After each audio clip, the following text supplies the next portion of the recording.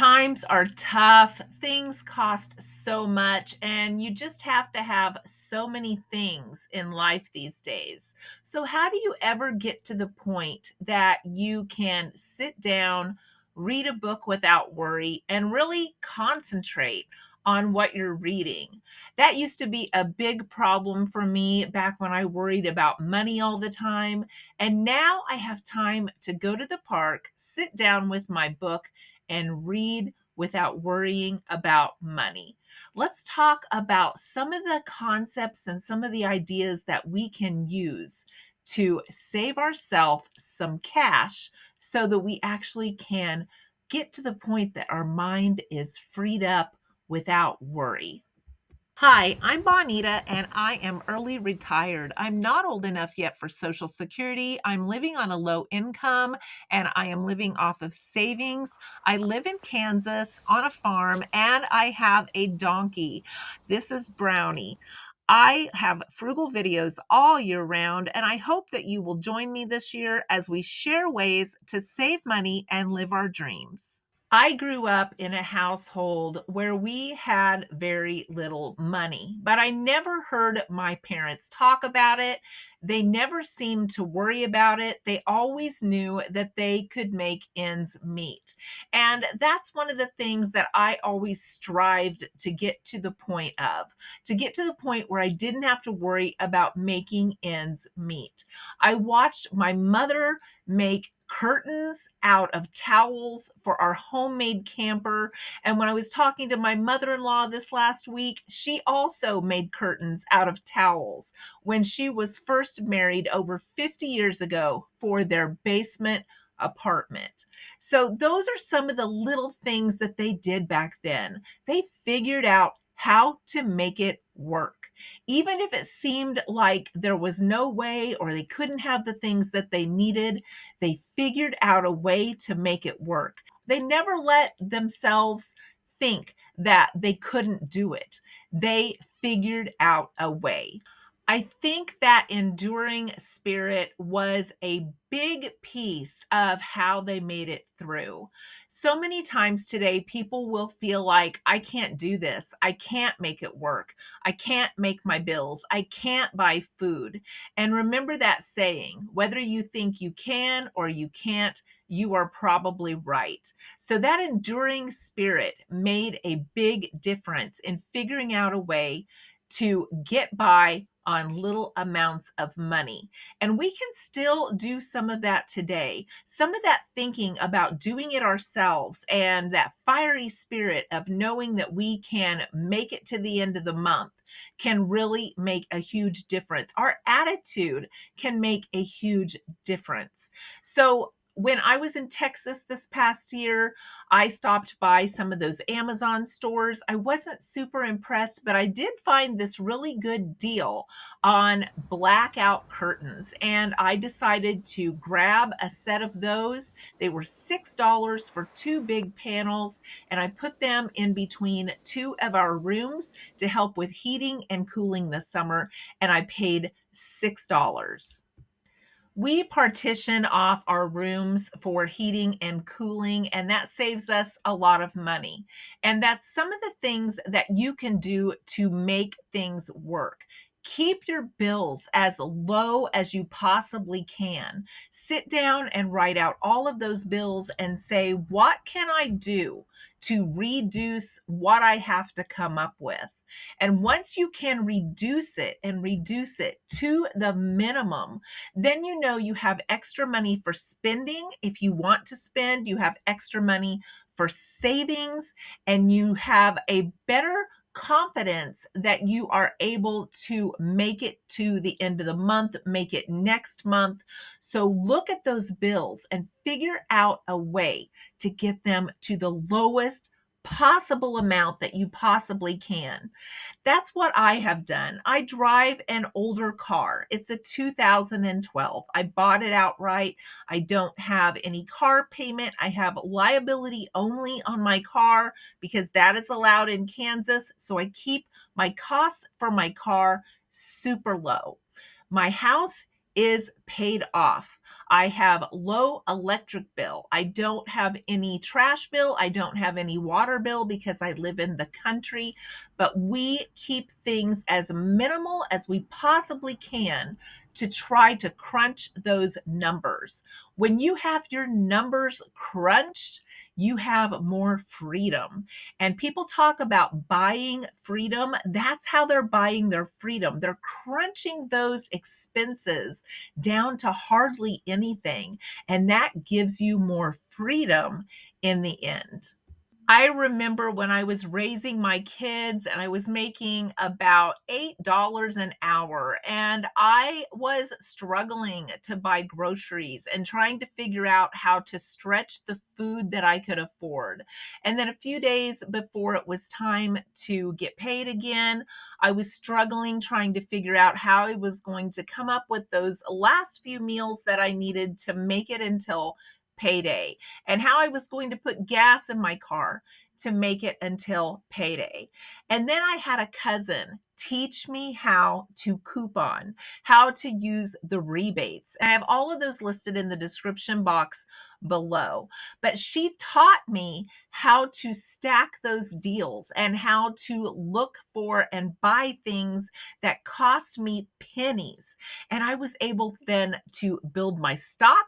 I was able to start having food left at the end of my pay period, and I stopped having to worry about where I was going to come up with gas money to get to work.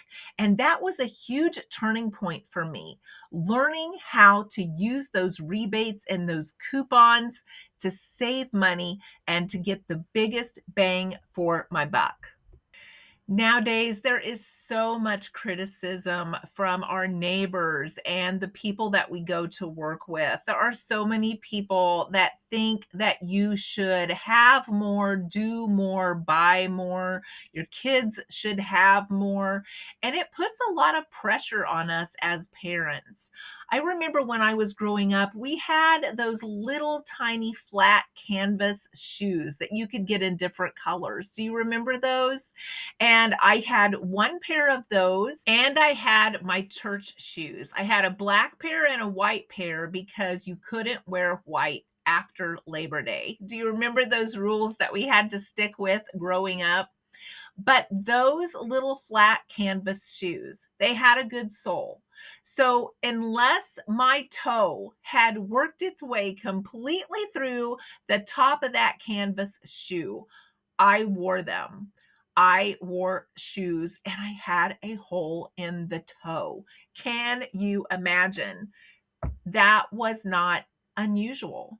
And I knew once my toe was completely through that shoe, then my mom would start to look for me another pair.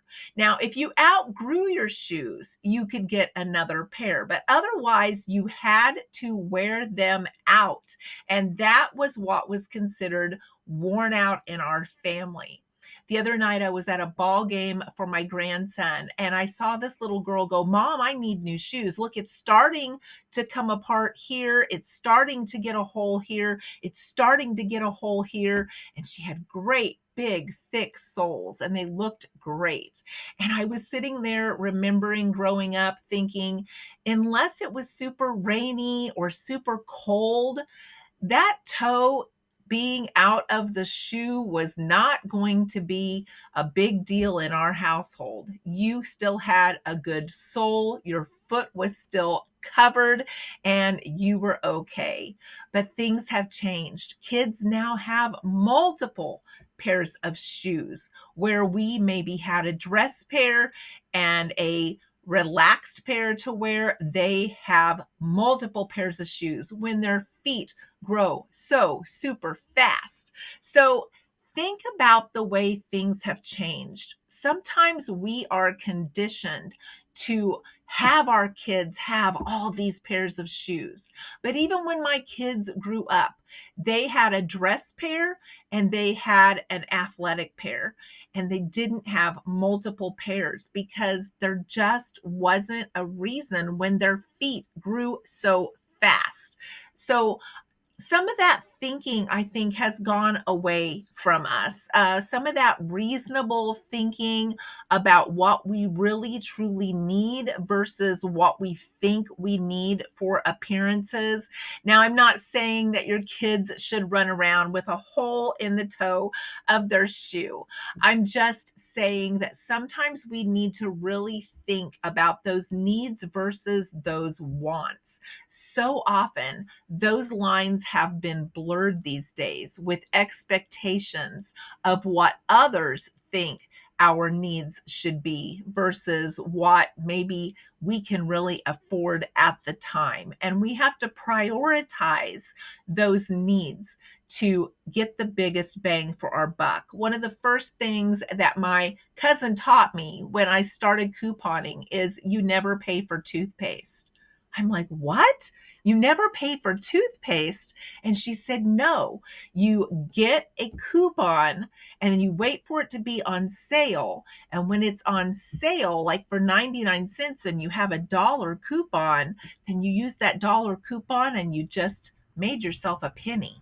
And she taught me how to do some of those things where I not only got some items for free, but I also got some money makers. And I showed you a money maker in the last video. So I learned how to stack those deals. It's harder to do these days, but there are still those deals out there.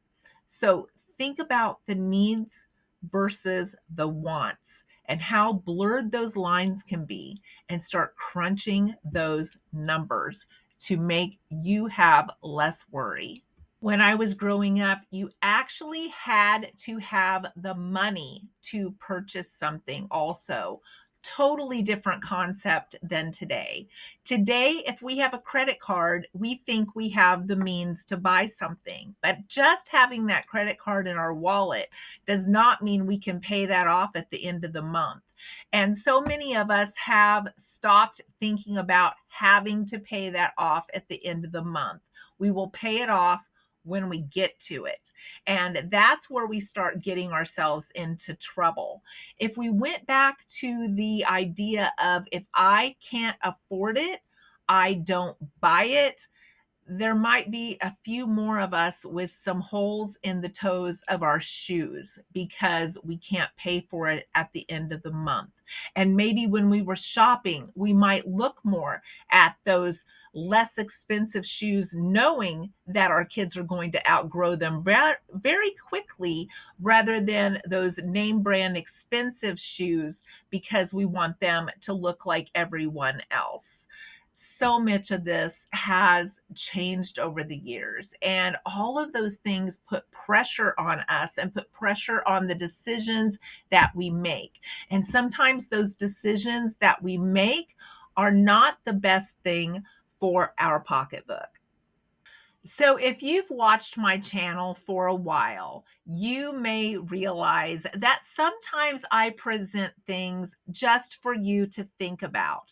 I don't know your budget, but these are some of the things that I think about when I am preparing mine and when I'm making decisions on how to spend money. My freedom to me is worth so much more than having extra things, and having the freedom to travel or to not work. When I was almost 58, I quit my job. Those things are more important to me than having too much worry at the end of the month before I get some pay in. So, those are some of the things I present to you for you to analyze your own situation and say, do I have too much worry at the end of the month? Is there a way for me to sit down and crunch these numbers better so that maybe I can go to the park and sit down with a book and really concentrate and not be thinking about all those bills that are stacked up at home, just waiting for me to figure out a way? Thanks for watching today. I hope this video has brought you value. I hope that you will come and see me again, and I hope to see you soon.